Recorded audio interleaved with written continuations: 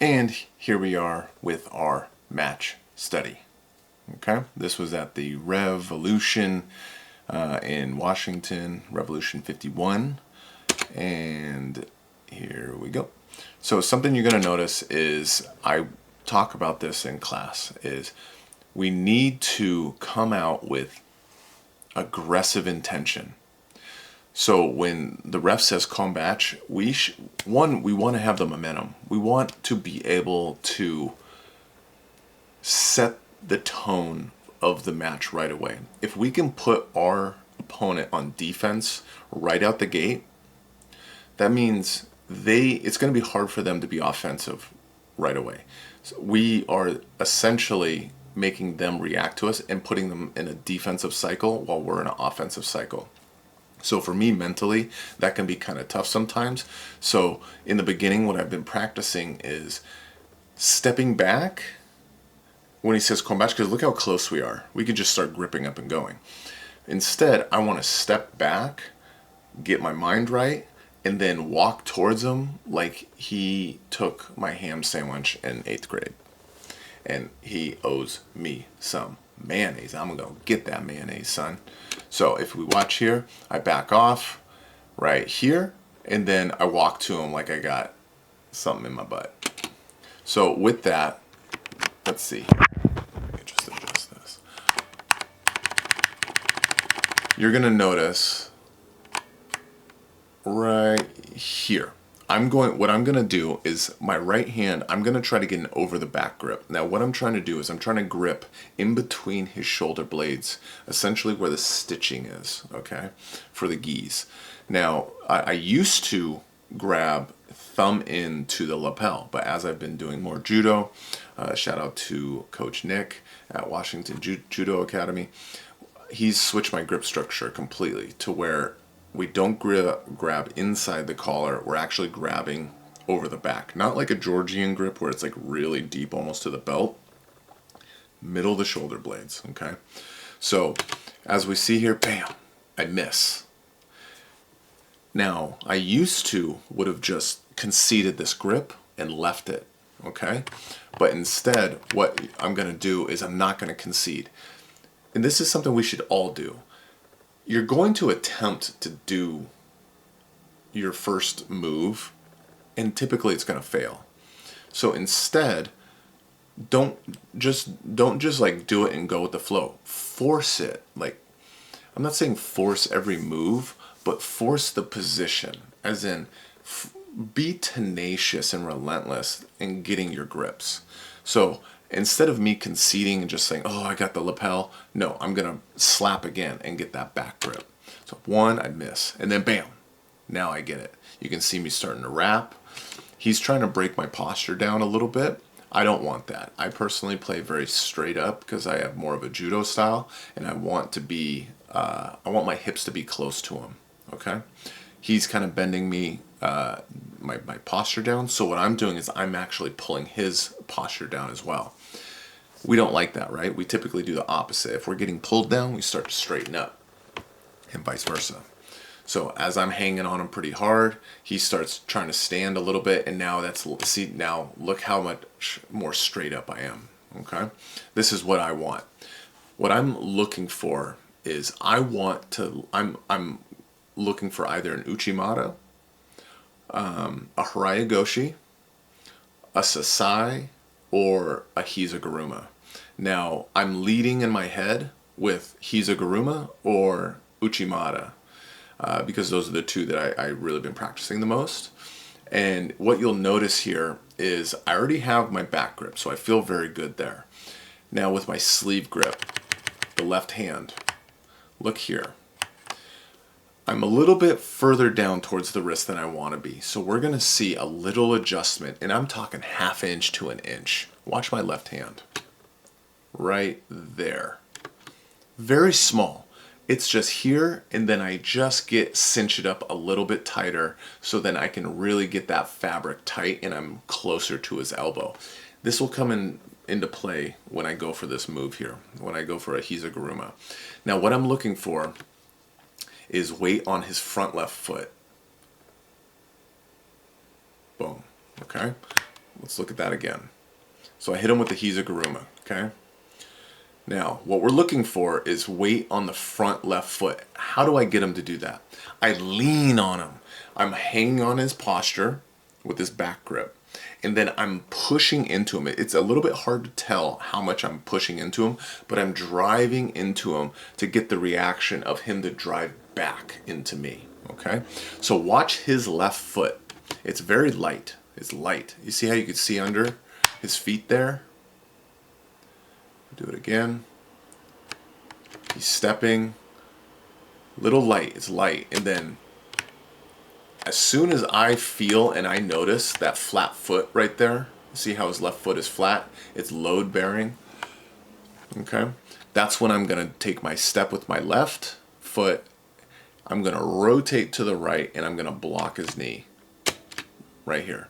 Now, it was about this moment that it's crazy how fast we can think. In this moment, I'm questioning if I have it. I'm questioning because I don't have great rotation to my own body here. Okay?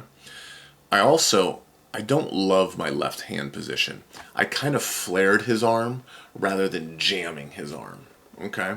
I would have rather, instead of lifting his elbow up like that, jam it so he's like this. Okay? I would like to just compress his skeleton there to get this shoulder rotation and do a steering wheel turn.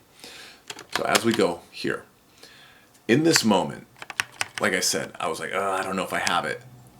And I had the split second ability to, and we all have this, right? Where we're like, we just decide we're going to either completely send it or not. I decide I'm going to have to sacrifice, like do a sacrifice style. So my left hand, I really start to drive and rotate them. And then I'm allowing myself to fall to my back and I'm just going to essentially do a barrel roll, okay? To try to come up on top. The whole time though, look, I sent my hips towards him. Okay, that's a big thing when it comes to like sasais and Hizagarumas is you have to throw your hips in. See how I'm almost planking at this moment? Very straight, flat. You really want that. This is where I've committed to almost like a sacrifice throw. And you can see my left hand, how it's now jamming him. See how I'm rotating him over with that left hand? Right hand still pulling, not just out. Right hand is pulling out and down. Left hand jamming. He tries to post. Because I did the sacrifice style where I'm falling all the way myself, there's just too much inertia, too much weight, too much gravitational, rotational, flat earth theories going around, okay? Sorry about that clicking, that's probably annoying.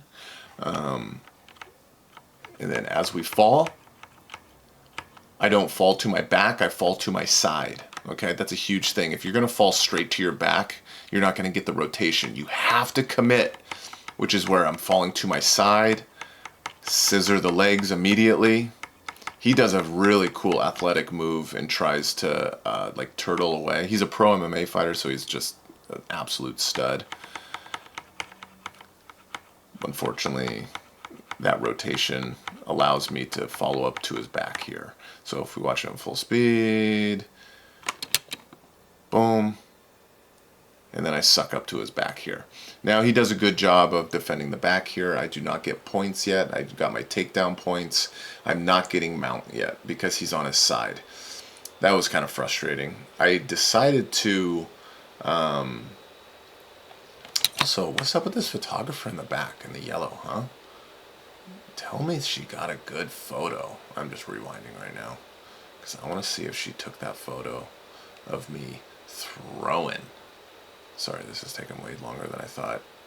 Just give me 1 sec. 1 sec. 1 sec. 1 sec. 1 sec. 1 sec. 1 sec. Okay. Ooh, she's got it. Yeah. I need to see those photos. I need it. Okay. So I got my takedown. Now what I'm trying to do is I want to keep him on his side personally. I know if I put him to his back, I'm going to get points, but I like when people are on their side. I have more setups for submissions in this moment. So I'm not too upset that he's on his side, but I can hear my coaches telling me that I'm not getting the points yet, so I do need to worry about that. I pretty much allow my ankle to get put back in because I felt like I was in such a good position. I should be able to pass. When someone puts my ankle in, I actually feel pretty good about it because I feel like I'm in a pretty deep stage pass at that point. But he does a good thing. Look how he gets his underhook. Phenomenal. Caught me slipping.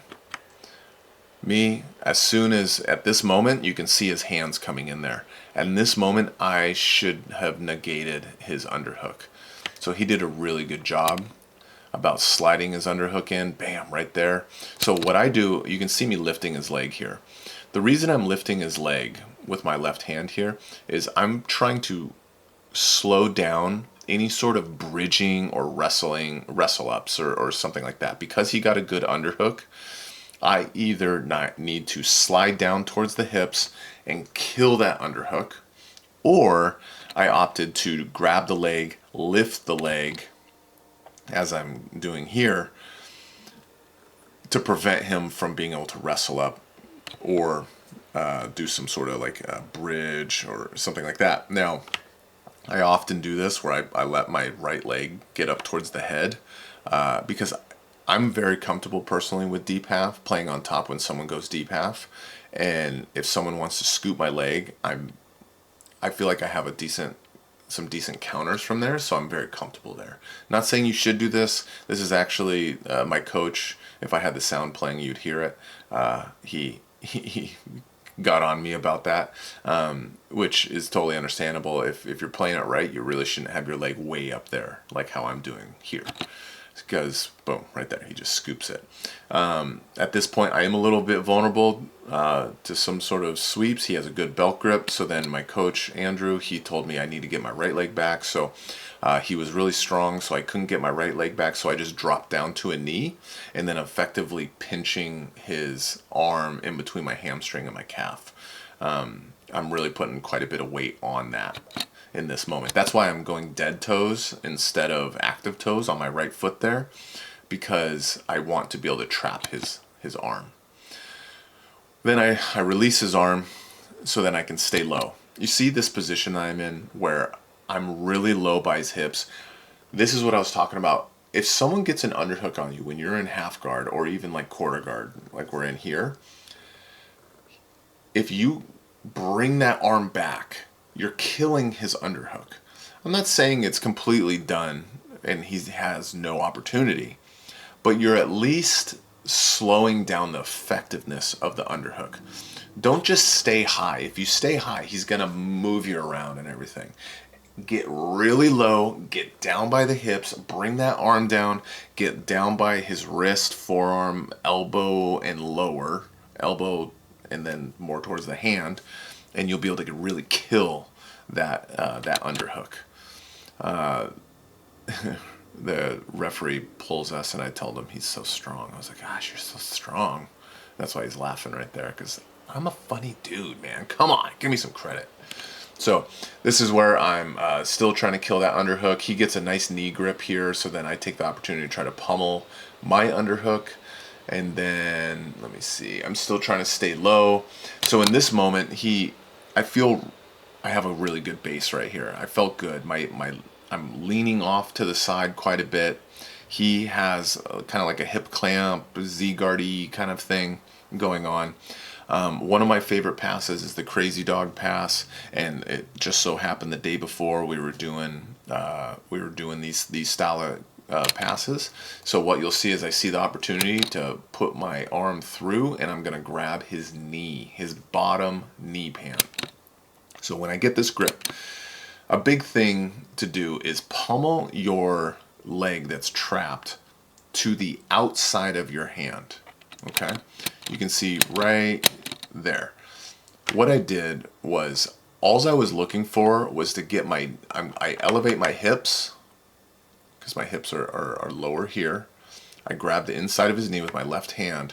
I elevate the hips right here, which then allows me to do what I call the pee-pee dance. And it's kind of like when you got to go pee-pee when you're a kid, and my left knee turns in like I'm holding my pee, and then it's going to slide around my fist to the outside.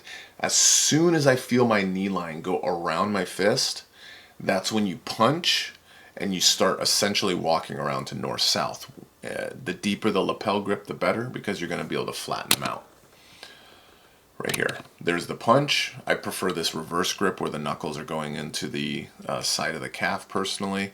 I'm using my shoulder on the kind of the side of the knee. I don't want to go too much below the knee, because if he's got a flexible guard, he will extract his knee line and then use his shin against my collarbone and trap area, and that's going to be really, really hard to defend. I'm probably going to have to adjust what I'm doing in that moment. I'm also using my head pressure to the far side shoulder.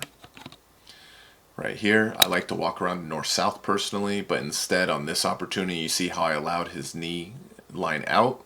This creates a different dilemma. Going to north-south is probably going to be a difficult option, so I opt in to go to a deadlift pass right here. And sometimes it's a big movement, sometimes it's a small movement. Okay, we'll watch the whole sequence here. So, boom, I just got my grip, pop the knee out, punch, start coming around. He gets his knee line out, so then bam. You do like a deadlift. Literally, you pull the pant leg up, you pull the collar up, and you try to just flick him to his back. Okay? Pretty effective. Here. He did a good job defending. Look at that face, my goodness. He did a good job defending it. I didn't completely solidify, so that's when I switch back to going to north-south. And as soon as I can get to the pass box, which is I stole from Mikey Musumeci and Isaac Doderlin, which is essentially the area that your belly button is, right above the hips. Once I feel like I can get past his knee line, then I drop my left hip to his hip, and bam, I got side control. So there's my pass points. Now I like to stay real low. He's setting up a baseball bat grip here. My coach called that out. That's why I'm nodding my head. I like to really stay down by the hips. I don't like to go chest to chest too early. That's why I gave a thumbs up, because he kept calling out the baseball bat choke. So I wanted him to know that I'm acknowledging that I hear him. Personally, I don't like to go rush to chest. I like to stay down by the hips. In this moment, he's going to have a ton of fight in him, right? A lot of the time, especially at the lower levels, in this moment, guys are just fighting tooth and nail. He's being more strategic in this moment, so I'm really hugging the hips, trying to stay low. I feel like if I get high, he's going to be able to bring his knees in. I try to steal knee on belly. He does a good little escape attempt. I get my advantage for knee on belly. Or near knee on belly. I then trap his arm. I'm stapling his arm with my left foot, and then he gets it out. Once again, I'm staying more towards his hips. Now, I'm not trying to pin him to the mat. I'm just floating on him. I think a big mistake that happens is we try to pin people down rather than ride them. So here I try to steal knee on belly again. I like to do this, and even if I don't get it, I get a bunch of advantages. I just got another advantage there, so I can stack advantages with trying to go knee on belly. My coach called for a Bravo grip. A shout out to Dave Stegman. He actually called it, do the Dave Stegman at Seattle Jiu-Jitsu. That's their bread and butter. They all of his students pay rent in that position because he's so good at it. His gi just, I don't know, it was just wrapped up underneath him. It was like tangled up, so I couldn't get a very good grip. I was trying to pull it out, and then you see him start bridging, which allows me to actually get the tighter grip. Now, a lot of time people, what they're doing here is they are trying to set up a Bravo choke. I've been working on this choke from the back. One of our teammates got caught in it a couple years ago, and it fascinated us. Jan from Grapple Club, Demetrius Johnson's jiu-jitsu coach, our teammate Stefan, and myself, we looked at this because Stefan got caught in it a couple years ago, and we looked at this for probably a half an hour at the tape and trying to figure out what happened. So what we're doing is we have our Bravo grip here, and as he turns away from us, into us, instead of going, it looks like you're diving for the back, but what you're doing is you're going to cinch up a choke here. So right here, he bridges in, I dive for the back, and a lot of time people think that you're just going to go for the back. I'm not. I'm actually doing a choke right here. That's where my left hand is gripping kind of like a guillotine on my other hand, and I've cinched in the Bravo grip. So the blade is now on the artery, and I'm just helping it, holding it in. Now, I didn't cinch it enough, okay? So my big issue, now I usually hit this actually with a lot of success, but I did not do it here.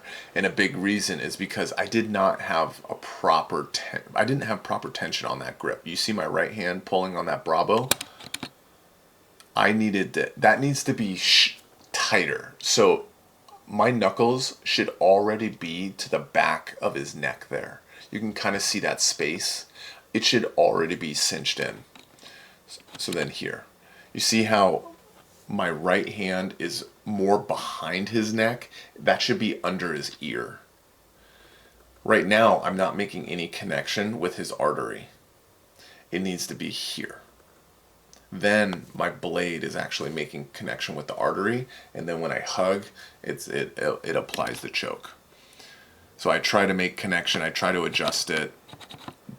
It's no good. I asked him after, I was like, was that tight at all? He's like, no. Once I figured out you were doing like a choke and not taking the back, he was like, he didn't feel it. And I don't think he was BSing, because I feel like at this point I know when it feels good and when it doesn't, which is why I pretty much give up on it. So I sacrificed a back take.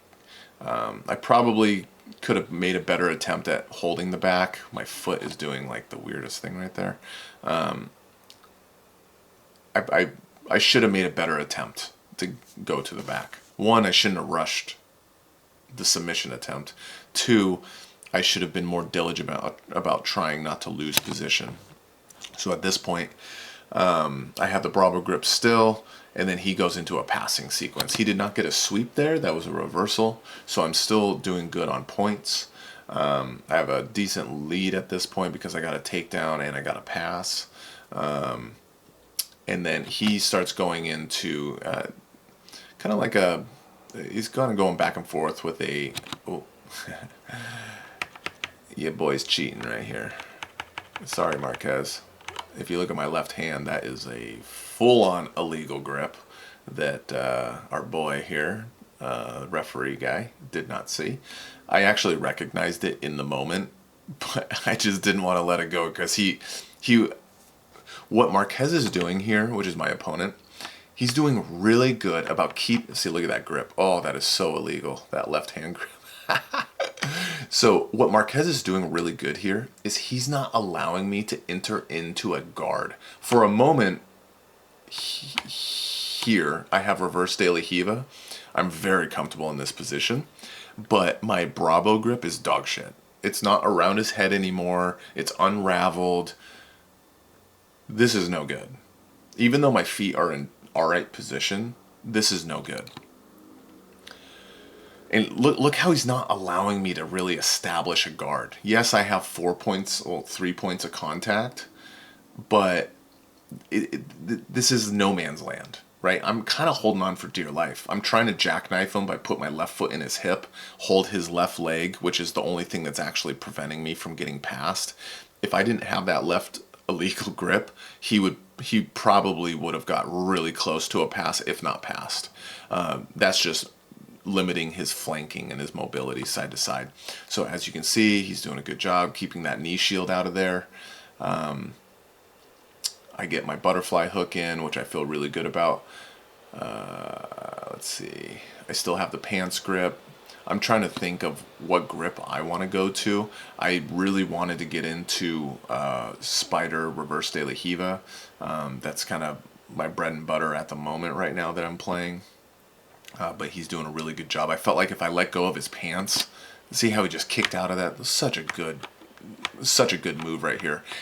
See how I'm adjusting my grip because I didn't want to get a negative or a DQ for that. As soon as I start adjusting it, look at my left hand here. He just blasts that thing out of there. Good on him, man. I'm really comfortable in these like weird like squish positions, so I then switch to a tricep grip. I go back to an ankle grip. He goes cross, and then boom, he's putting me in some heat right here. So this was a really good move by him. Let's break this down. Look at that pants. I mean, he's essentially doing what I did to him, right? The only difference is I have a topside shoulder post with my right foot. He's punching away with a no-gi grip, and I pummeled in. So you can see I have my right, I like to do my right foot on the bicep. So it's almost like a cross spider grip. And then he punches away. I maintain that right grip because I can go to choi bars from this position, which I might do a match study on a no-gi match that at the tournament, which I went into choi bar. It's going to be hard for him to get north-south. So instead, he opts basically the same thing I did. He goes like a deadlift style, right? Gets me flat on my back, and now I'm stuck. This is horrible. This is so bad. Oh my goodness. But this is going to show why you shouldn't just do basic shrimps. This is absolutely silly if people are just having you do normal top leg shrimps. Because look what happens. You have to know how to do other shrimps. For example, bottom leg shrimping. Get on your side, and your bottom leg needs to be the one that pushes your hips away. Watch here. Bottom leg down, shrimp. Watch my left leg. Goes into the mat, and I use that to get my hips away. A normal shrimp, I'd have to use my right leg. I don't have that ability. He's killing it, right? It helps a little bit, maybe. But what I do is I use the left foot down, get my hips away, and then I bring my left foot in. And I'm not trying to bring into a knee shield. I think a lot of people make the mistake of trying to get their bottom knee across the belt line as a knee shield in a frame. I find a lot more success of just trying to hook the leg for half guard, which is what I do here. Once I get half guard, I lock that in, and I finally feel more comfortable here. Like I said, I have pretty good flexibility, so in the hips at least, and I feel really comfortable. Then I get into a butterfly half. I'm using my right frame as just kind of like a pry bar on his neck that just kind of helps create space so I can get to my butterfly half. I'm setting up a cross collar choke, maybe some sort of loop. He does a nice little hop over, almost gets to mount. That's where they keeping knees to chest right here. Just keeping knees to chest. And the whole time I kept that bottom pants grip. But once again, I went to the bottom pants grip, which is going to be the reason that I get a sweep here.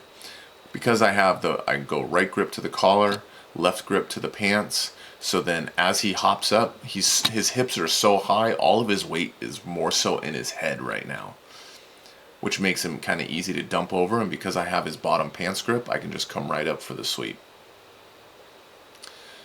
Now, he can throw a Hail Mary submission at me, and he almost gets one. What we're going to do here is we're just kind of like playing it out. There's not much time left.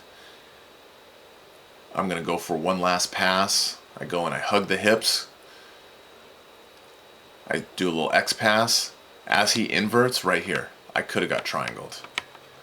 Instead, I posture immediately. Instead of trying to follow him, see how I'm backing out? A lot of time, if you pursue this pass, he's going to triangle you. Bam!